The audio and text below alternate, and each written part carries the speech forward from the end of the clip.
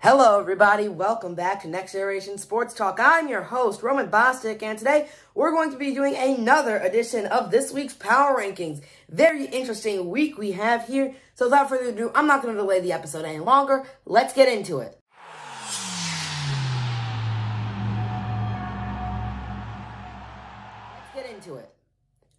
At my number one team, we have the Arizona Cardinals. This team has been on fire. Kyler Murray, frontrunner, MVP candidate, one of the best quarterbacks in the nation, if not right now, looking like the best quarterback in the nation.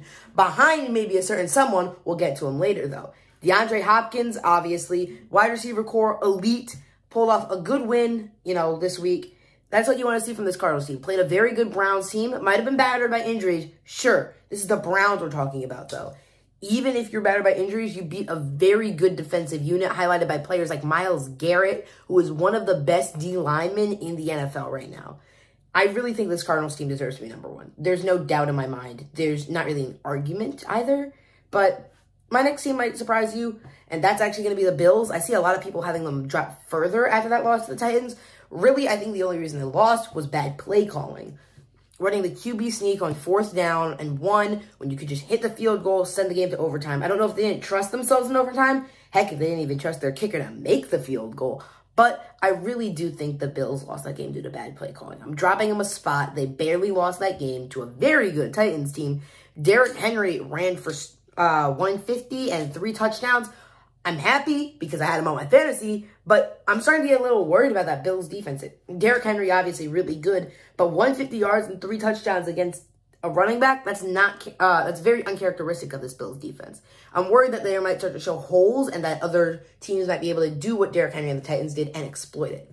At number 3, I have the Rams. They are moving up for me. Obviously, the Rams came out with a dominating win against the Giants. I mean, I can't really say super dominating. I mean, it's the Giants after all.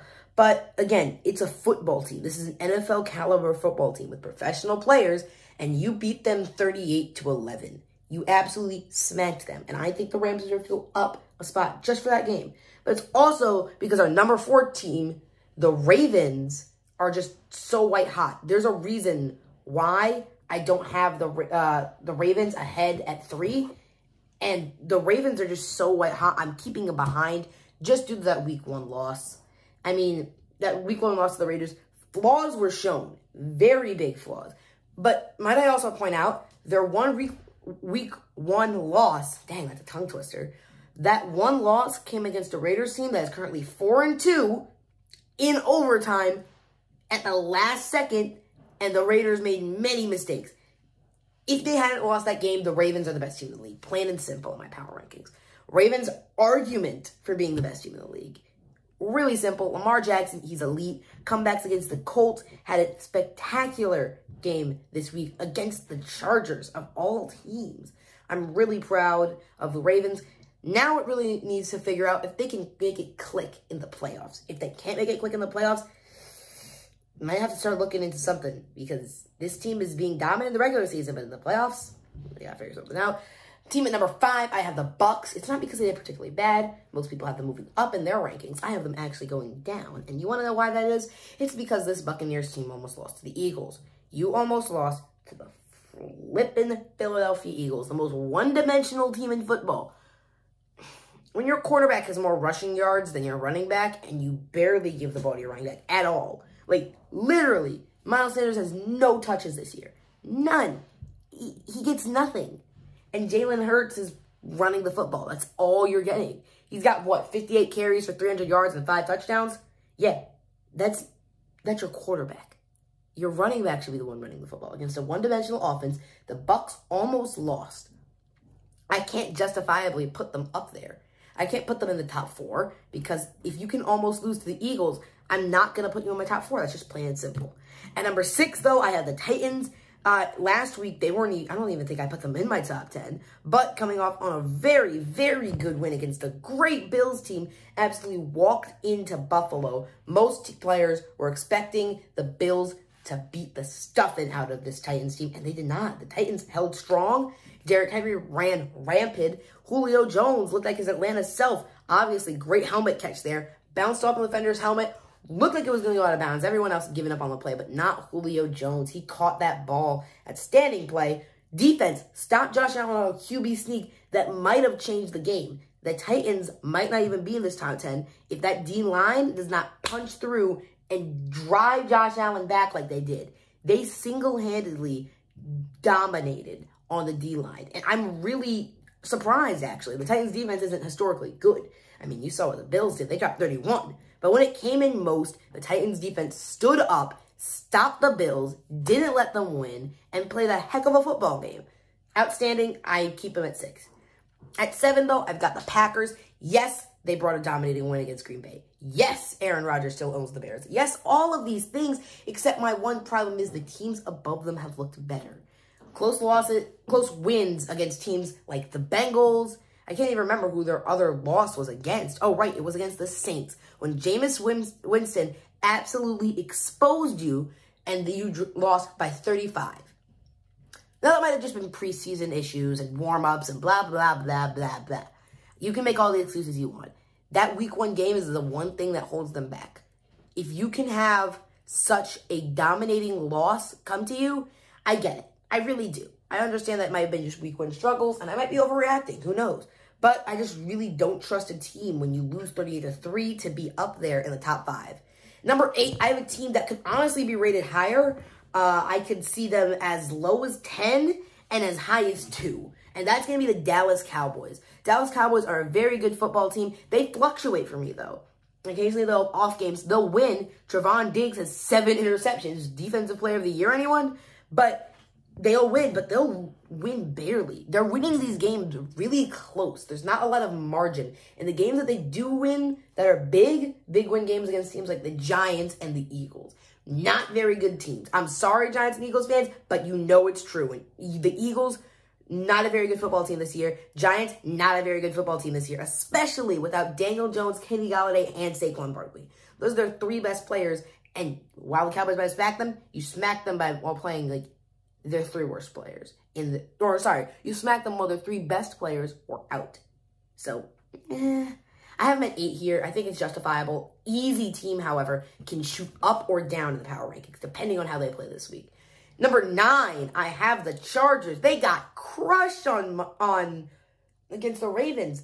I mean, what the heck? What did I just witness? I witnessed a massacre. That's what I just watched. The Chargers walked in full of confidence, ready to absolutely beat the stuffing out the Ravens, and got a mean counterpunch to the face. This Chargers team got smacked, beat on all sides of the ball, and absolutely demolished. There was nothing in my mind that would stop me here. Chargers could even drop out the top 10. That's how badly they played. You played against a very good Ravens team. I get that much. I understand. Maybe, the Ravens are just a really good football team. But when you lose by that much, something's wrong. Something's wrong with that team. No Super Bowl contenders should lose by that many points. And that's why I have them at 9. At 10, my dark horse candidate is going to be the Bengals. Yes, you heard me right. The Bengals, the team that has been notorious for being absolutely terrible, is a top 10 team in my eyes. I really think the loss against Green Bay came off of missed field goals. Yes, some from Green Bay, but also some from them. Game could have gone either way. Close game came down to overtime. Domination against the Lions. Yes, it's the Lions, but Jamar Chase went off, as he usually does. And Joe Burrow's looking better and better and better by the day. He's looking like the player that you actually drafted. And, hey, who knows? Maybe by the season's end, he might have started to maybe, and I'm saying this, very maybe, close the gap between him and Herbert and finally have people shut up about having Joe Burrow as a lesser quarterback than Justin Herbert. Just maybe, but I mean, you can't deny Herbert's got the better surrounding pieces. Now, I have a new segment. I've got 4 fringe teams, 4 teams that I think are just barely out of that top 10. We're going to start with my Las Vegas Raiders. I couldn't put them in here. Win against the Bears, not the win against the Bears. Loss against the Bears was absolutely devastating, crushing. Now, they might beat the Broncos, but the Broncos aren't really the best team in the league. If I had to put them anywhere, I'd say they're around the 11 to 13 mark. Obviously, a win against the Eagles will probably boost them into the top 10. I really think they could probably knock out the Bengals, but, they could probably knock out the Bengals at the top 10. Another fringe team for me is the Browns. While you might have lost to the Cardinals are the best team in football. Let's be real. A big win here could probably catapult you up, but I don't see the Browns getting a big win considering how injury-battered they are. This team has been murdered, shanked in a back alley by injuries this year, and it's just disgusting. Next team, the Chiefs, they're 3-3, beat Washington, yay. Haven't really won anything else, really. I mean, what? You beat the Browns in week 1, and I think that's their only other meaningful win that actually had any value. Beat the Eagles, barely. I mean, They're kind of on the lower end, but it's always the Chiefs. You can never count them out. And my last team is going to be the Saints. I'm really surprised with how well the Saints team flows together. They're working cohesively, and that's what they needed to do this whole year. Everyone was worried about Jameis Winston. They're like, oh no, he won't be ready. Oh no, there's no way you should start him. And he's played decently well. I think that maybe this Saints team with a few good wins could go into the top 10. But that is going to do it for today's episode of my Power Rankings. I will catch you guys next time. Until then, this has been Roman Bostic with Next Generation Sports Talk, signing off. Until then, peace out.